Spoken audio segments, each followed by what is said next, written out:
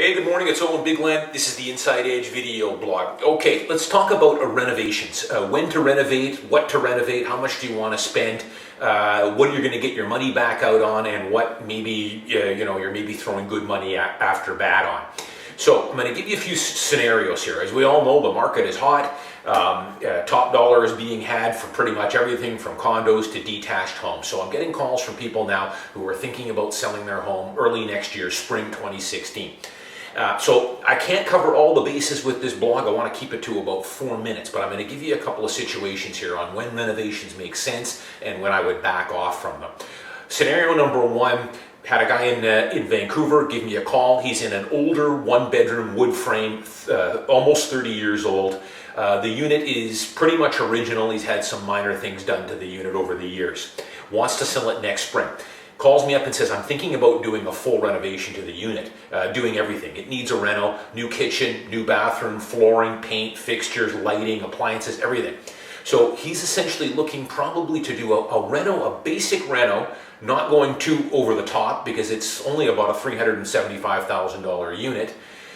You're looking at least $30,000 to $35,000 to do a basic one bedroom, 600 square feet, one bedroom, one bath. You could go up from there. You could go 40,000, 50,000 without blinking an eye. But that's put in, middle of the road finishings, materials. Your labor cost generally runs 50-50. So if it's $20,000 in materials, you're looking at about $20,000 in labor. Now, I've told them to back off on that idea. The time to do a full reno like that maybe was 5 or 6 years ago, when you could do the reno, live in it for 5 or 6 years, enjoy it, and then put it on the market. To renovate a unit in that price range and spend $35,000 or $40,000 and then list it in 3 or 4 months, I think it's going to be difficult to get that money back out of it because you're going to spend $40,000 on the reno. You have to remember you've got some soft costs there. You may be borrowing some money on a home equity loan to get the reno done. It's a lot of stress, a lot of aggravation. Things are going to go wrong over the next 3 months while you're getting the reno done. You're going to be living in it while you're doing it. So all things being equal, I mean, you're going to expect to get at least $60,000 back out of it to make that $40,000 worth it. And I don't know if we're going to get that.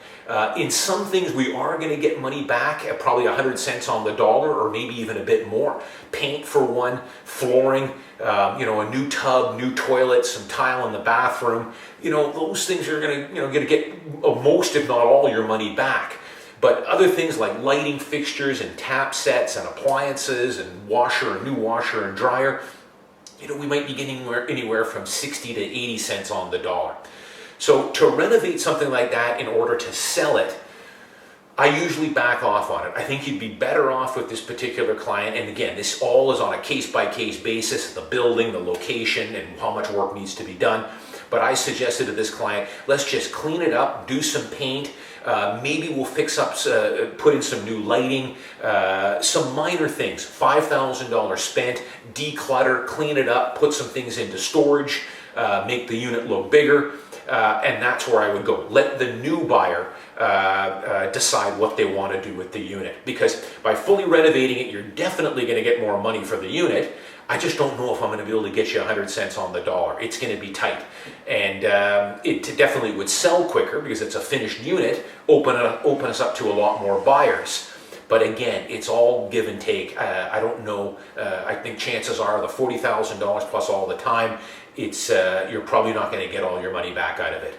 A new buyer who's willing to do a reno, let them decide on what they want it done, and we can get it sold that way.